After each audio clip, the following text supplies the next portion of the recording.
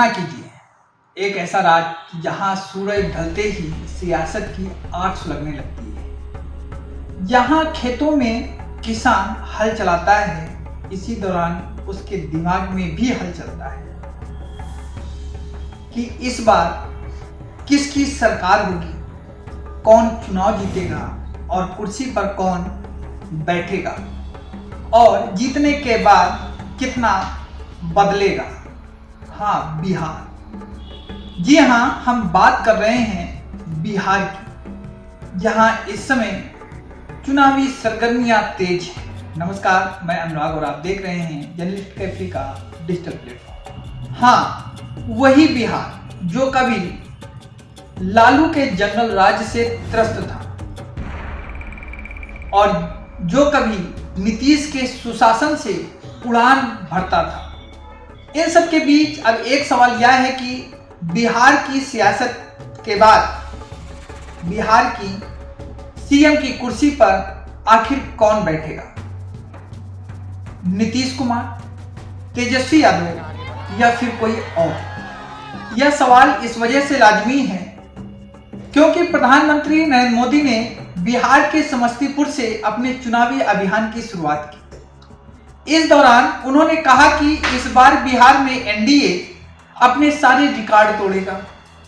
बिहार में मोदी का यह बयान केवल नीतीश के लिए जोश है या और कुछ, या उसके साथ साबित होगा या एक बार फिर से जुमला?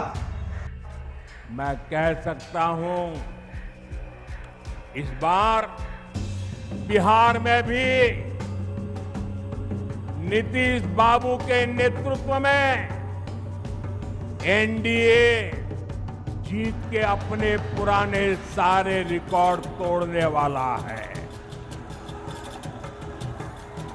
इन चुनावों में बिहार एनडीए को अब तक का सबसे बड़ा जनादेश देगा।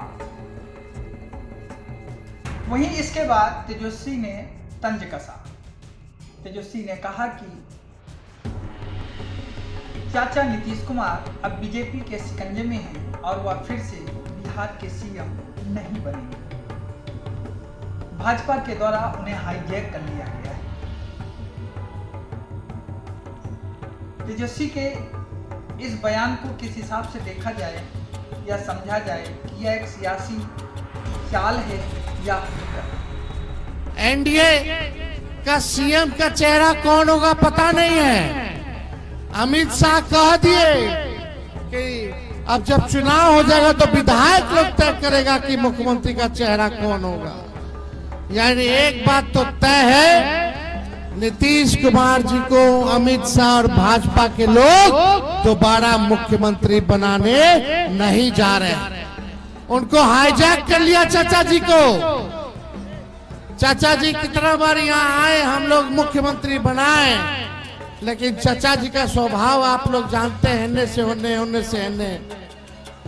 लेकिन हमको दुख है इस बात का कि भाजपा के लोग उनके साथ अन्याय करने का काम कर रहे हैं। हम लोगों का प्रेस कॉन्फ्रेंस हुआ साझा, महागठबंधन के लोगों ने हम पर भरोसा जताया, मुख्यमंत्री का चेहरा बनाया। इतना ही नहीं, बिहार में जहां पहले चरण को लेकर सियासी पारा अपने पूरे सवाब में है, वहीं आज तक के 100 में अमित शाह ने यह साफ कर दिया था कि बिहार में एनडीए किसी को सीएम फेस घोषित नहीं करेगा। इसकी घोषणा विधायक दल के बैठक में होगी। तो अब क्या यह माना जाए कि अमित शाह और मोदी जिस तरह से बयान दे रहे हैं उससे नीतीश कुमार की कुर्सी क्या खतरे में है? वहीं दूसरी तरफ महागठबंधन ने कल अपना घोषणा पत्र जारी कर दिया है, जिसमें नौकरी, रोजगार, मुफ्त बिजली, पेंशन और तमाम सारे जनहित के मुद्दे हैं। लेकिन एनडीए ने अभी तक न तो अपना घोषणा पत्र जारी किया है और न ही सीएम फेस का कोई नाम।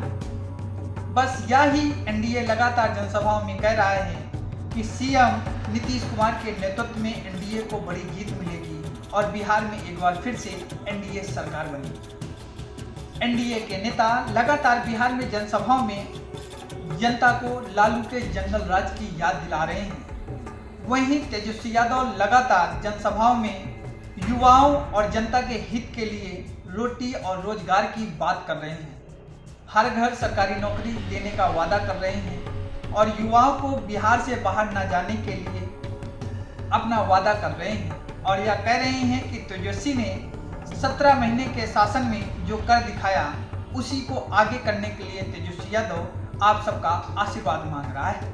अब देखना यह है कि इस बार बिहार की जनता अपना समर्थन किसको देती है। बिहार की जनता इस बार रोजी रोजगार पर बात करने वाली पार्टी को अपना समर्थन देती है या धर्म और समुदाय के बीच में फासला करने वाली पार्टी को। यह तो चुनाव के बाद ही तय होगा कि बिहार की जनता ने अपना समर्थन किसको दिया है।